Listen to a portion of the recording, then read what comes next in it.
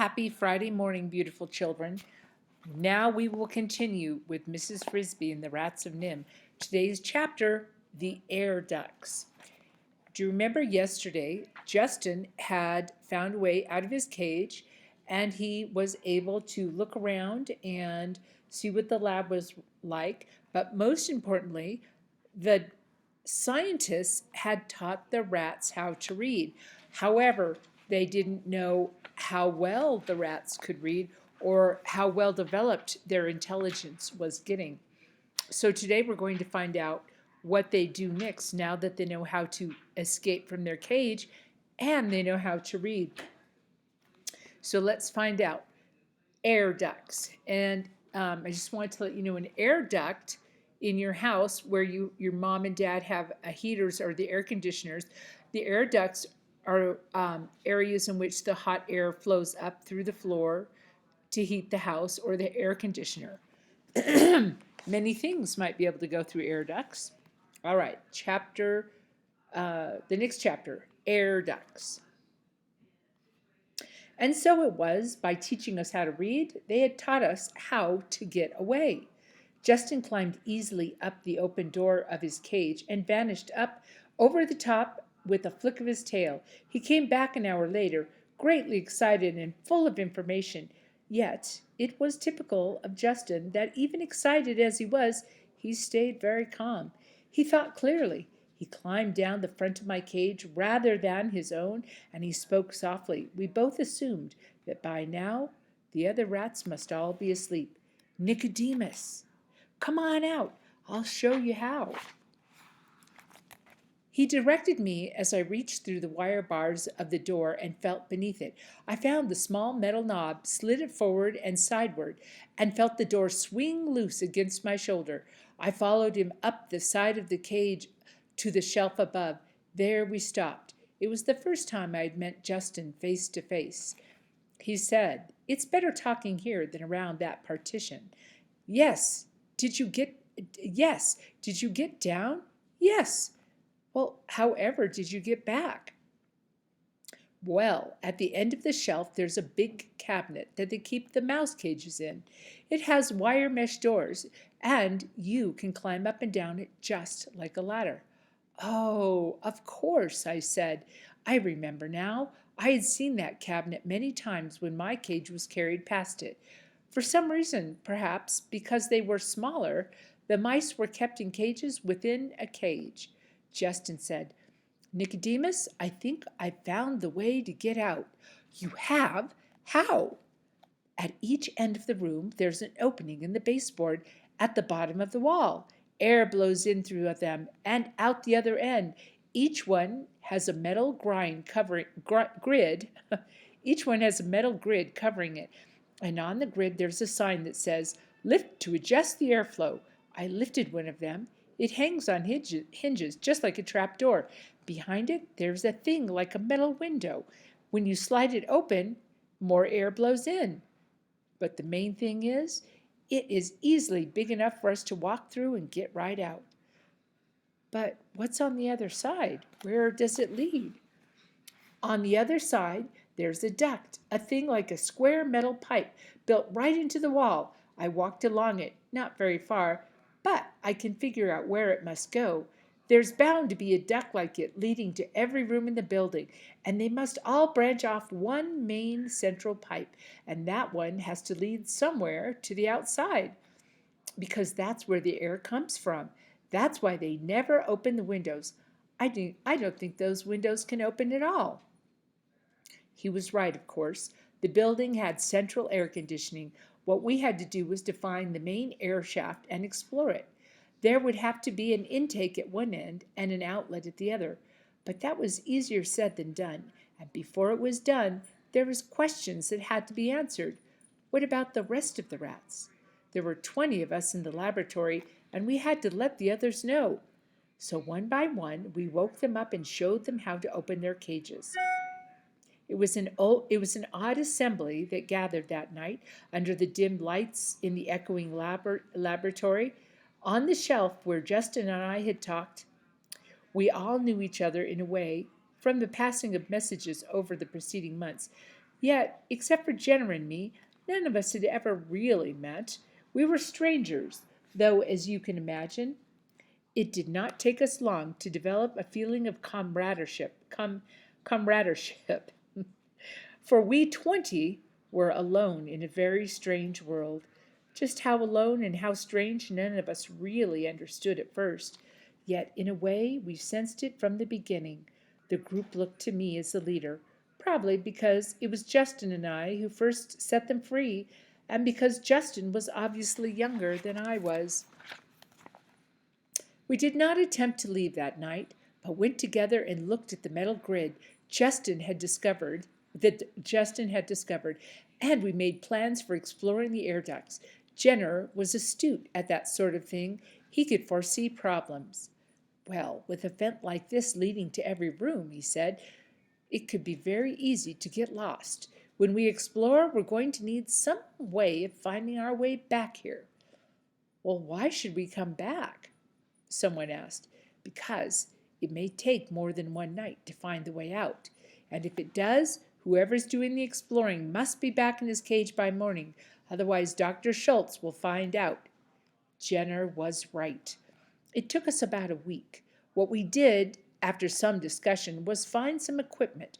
First, a large spool of thread in one of the cabinets, where some of us had seen Julie place it one day. Second, a screwdriver that was kept on a shelf near the electronic equipment, because, as Jenner pointed out, there would probably be a screen over one end of the air duct to keep out debris, and we might have to pry it loose. What we really needed was a light, for the ducts at night were completely dark. But there were none to be had, not even a box of matches. The thread and the screwdriver we hid in the duct a few feet from the entrance. We could only hope that they would not be missed, or that if they were, we wouldn't be suspected. Now Justin and the two others were chosen as the exploration party. One of the others was Arthur, whom you've met earlier. They had a terrible time at first. Here was a maze to end all mazes, and in the dark they quickly lost their sense of direction. Still they kept at it, night after night after night, exploring the networks of shafts that laced like a spider web through the walls and the ceiling of the building. They would tie the end of their thread to the grid of the laboratory and unroll it from the spool as they went. Time and time again they reached the end of the thread and had to come back. It just wasn't long enough, Justin would complain. Every time I come to the end, I think if I could just go another 10 feet. And finally, that's just what he did. On the 7th night, just as the thread ran out, he and the other two reached the shaft that was wider than any that we had found before, and it seemed, as they walked along, to be slanting gently upward. But the spool was empty. You wait here, Justin said to the others. I'm going just a little way farther. Hang on to the spool, and if I call back. They had tied the end of the thread around the spool so that they would not lose it in the dark. Justin had a hunch. The air coming through the shaft had a fresher smell where they were, and it seemed to be blowing harder than in the other shafts. Up ahead, he thought he could hear the sound of a machine running quietly, and there was a faint vibration in the metal under his feet. He went on. The shaft turned upward at a sharp angle, and then straight ahead, and he saw it, a patch of lighter colored darkness than the pitch black around him, and in the middle 3 stars were twinkling. It was the open sky. Across the opening there was, as Jenner had predicted, a coarse screen of heavy wire. He ran toward it for several seconds and then stopped. The sound of the machine had grown suddenly louder, changing from one loud roar. It got louder. It had obviously shifted speed. An automatic switch somewhere in the building had turned it from low to high, and the air blowing past Justin came on so hard that it made him gasp for air. He braced his feet against the metal and held on. In a minute, as suddenly as it roared, the machine returned to just a whisper. He looked around and realized that he was lucky to have stopped. By the dim light of the sky, he could see that he had reached a point where perhaps 2 dozen air shafts came together like branches in the trunk of a tree. If he had gone a few steps farther, he would never have been able to distinguish which shaft was his. He turned in his tracks, and in a few minutes he rejoined his friends. We had a meeting that night, and Justin told all of us what he found. He had left the thread anchored by the screwdriver to guide us out. Some were for leaving immediately, but it was late, and Jenner and I argued against it. We did not know how long it would take us to break through the screen at the end, and if it should take more than an hour or two, daylight would be on us. We would then be unable to risk returning to the laboratory and would have to spend the day in the shaft and try to get away in broad daylight. Dr. Schultz might even figure out how we'd gotten out and trap us in the shaft.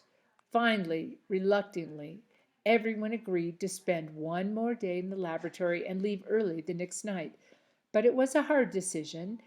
With freedom so near and everyone thinking, as I did, suppose Dr. Schultz grew suspicious and put locks on our cages. Why, suppose someone found our thread and pulled it out. Well, this was unlikely. The near end, tied to the spool, was a good 6 feet in the shaft and very well hidden. Just the same, we were all very uneasy. Then, just as we were ending our meeting, a new complication arose. We'd been standing in a rough circle on the floor of the laboratory, just out the 2 screen doors that enclosed the mice's cage. Now, from inside the cabinet came a voice. Nicodemus! It was clear, but it was a sad sound, the voice of a mouse.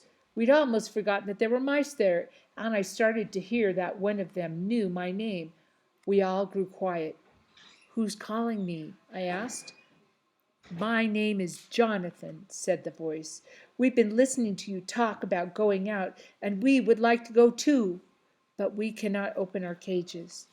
As you can imagine, this caused a certain amount of frustration, coming at the very last minute. Why, none of us knew much about mice except what we had heard Dr. Schultz dictate in his tape recorder. From that, we had learned only that they had been getting the same injections that we were getting, and that the treatment had worked about as well on them as it had on us. They were a sort of a side experiment, you might say, without a control group. Justin was studying the cabinet. Why not? He said. If we can get the doors open, someone muttered. They'll slow us down. We can't do it. No, said the mouse Jonathan. We will not. Only open our cages when you go, and we will make our own way. We won't even stay with you if you prefer. How many are there of you? I asked. Only 8, and the cabinet doors are easy to open. There's just a simple hook halfway up. But Justin and Arthur had already figured that out. They climbed up on the screen, unhooked the hook, and the door swung open. The cage is open the same way as ours, said the other mouse, but we can't reach far enough to unlatch them. All right, I said. Tomorrow night, as soon as Dr. Schultz and the others leave, we'll open our cages, and you can follow the thread with us to get out. After that, you are all on your own. Agreed, said Jonathan, and thank you so much. And now, I said, we should all get back to our cages. Justin, please hook the doors again. I had latched myself into my cage and was getting ready to sleep when I heard a scratching noise on the door, and there was Jenner, climbing down from above. Nicodemus, he said, can I come? Of course, but it's getting on towards morning. I won't stay long. He unlatched the door and entered. There's something that we've got to decide, he said. I know, I said. I've been thinking about it too. When we do get out, where the heck are we going to go? Well, I could not see Jenner's face in the dark of the cage, but I knew from his voice that he was worrying, and he said, at first I thought, home, of course, but then when I began remembering, I realized that that's not going to work. We couldn't find the way, I suppose, now that we can read, but I suppose we might find the way now that we can read, but if we did, then what? We wouldn't have anyone we know. And yet, Jenner said, that's not the real point, right? No. The real point is we don't know where to go because we don't know where we are. And we don't know what we are anymore. Do you want to go back to living in a sewer pipe and eating other people's garbage? Because that's what rats do. But the fact is, we really aren't rats anymore. We're something Dr. Schultz has made, something new. Dr. Schultz says our intelligence has increased more than 100%. I suspect he's underestimated it. I think we're probably is as intelligent as he is, maybe even a little more. I think we're probably, well, I don't know. I don't know what to think anymore. I think both humans and rats now can learn and do anything we want. But where do we do it? Where do we go as a group of civilized rats? Where are we to fit in? Oh my, I don't know, I said. We're going to have to find out. It won't be easy, but even so, the first step must be to get out of this place. We're lucky to have had a chance, but it won't last. We're a jump ahead of Dr. Schultz, and if he knew what we were going to do, why, he wouldn't leave us alone in here, not for another night, and he's sure to find out soon. Another thing to worry about, Jenner said. If we do get away, when he finds we're gone, won't he figure out how we did it? And won't he realize that we must have learned to read? Well, probably, I said. And then what? What will happen when he announces that there's a group of civilized rats roaming loose? Rats that can read and think and figure things just as humans. I said, let's wait until we're free before we worry about that one. But Jenner was right. It was a thing to worry about, and maybe, just maybe, it still is. Now the next day was terrible. I kept expecting to hear Dr. Schultz say, "Who took my screwdriver?" And then to hear Julie add, "You know, my thread is missing too." That could have happened and set them into thinking, but it didn't. And that night, an hour after Julie, George, and Dr. Schultz left the laboratory, we were out of our cages and we gathered, the whole group of us, before the mouse cabinet. Justin opened the doors, unlatched their cages, and the mice came out. They looked very small and frightened, but one strode bravely forward. "You are Nicodemus?" he said to me. "I'm Jonathan. Thank you for taking us out with you." "Well, we're not out yet," I said, "but you are welcome." We had no time for chatting. The light coming in the windows was turning gray, and in less than an hour it would be dark, and we would need light to figure out how to open the screen at the end of the shaft. We went to the opening in the baseboard. "Justin," I said, "take the lead. Roll the thread as you go. I'll bring up the rear. No noise. There's sure to be somebody awake somewhere in this building. We don't want him to hear us." I did not want to leave the thread where it might be found. The more I thought about it, the more I felt sure that Dr. Schultz would try to track us down for quite a few reasons. Justin lifted the grid, pushed open the sliding panel, and one by one we went out. As I watched the others go ahead of me, I noticed that for the first time that one of those mice was white. Then I went in myself, closing the grid behind me and pushing the panel half shut, its normal position. With Justin leading the way, we moved through the dark passage quickly and easily. In only 15 or 20 minutes, we had reached the end of the thread. Then, as Justin had told us before, the shaft widened. We could hear the sound of the machine ahead, and almost immediately we saw a square of gray daylight. We had reached the end of the shaft, and there a terrible thing happened. Justin, you will recall, had told us that the machine, the pump that had pulled the air through the shaft, had switched from low to high when he had first explored. So we were forewarned. The trouble was, the forewarning was of no use at all, not so far as the mice were concerned. We were approaching the light square of the opening when the roar began of the machine. The blast of the air came like a sudden whistling gale. It took my breath and flattened my ears against my head. I closed my eyes instinctively.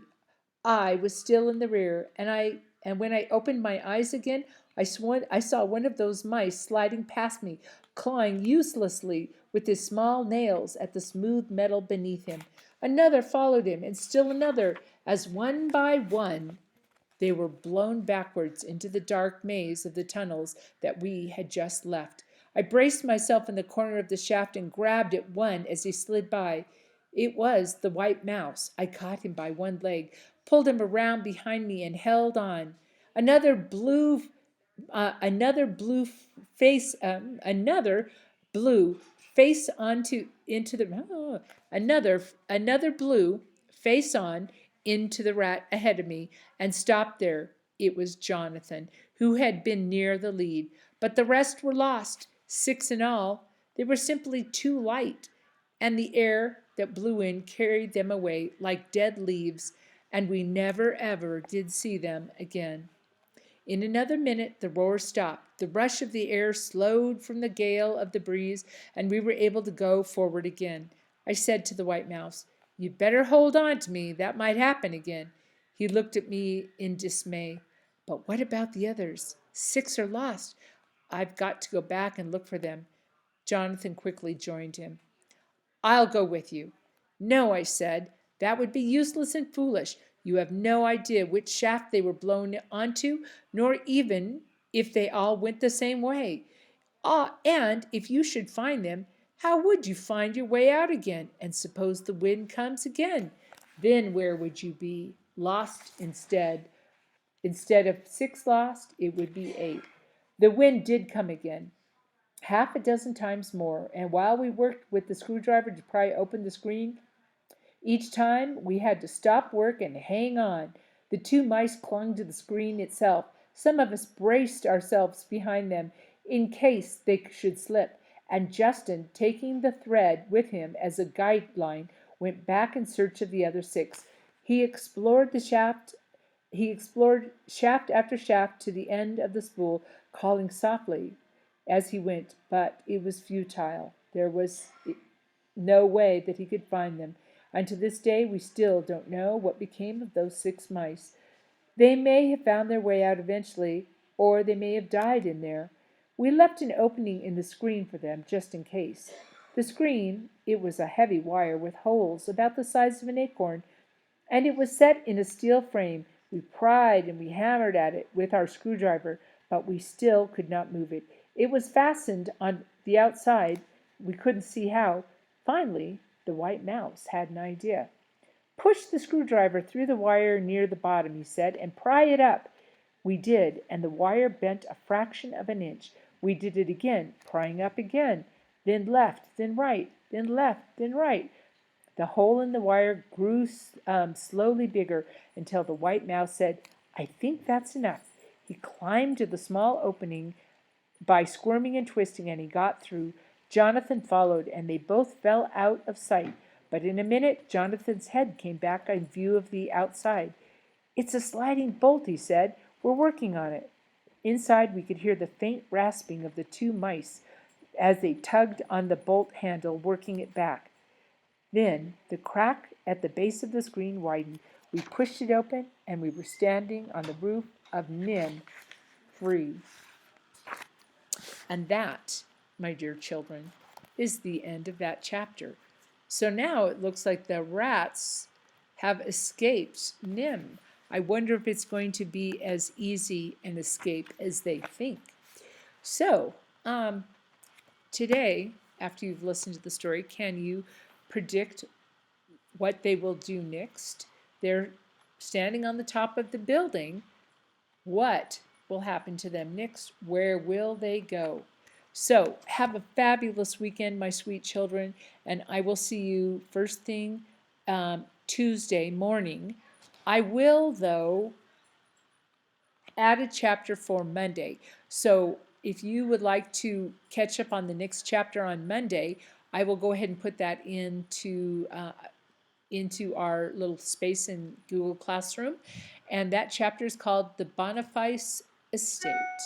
Have a great weekend.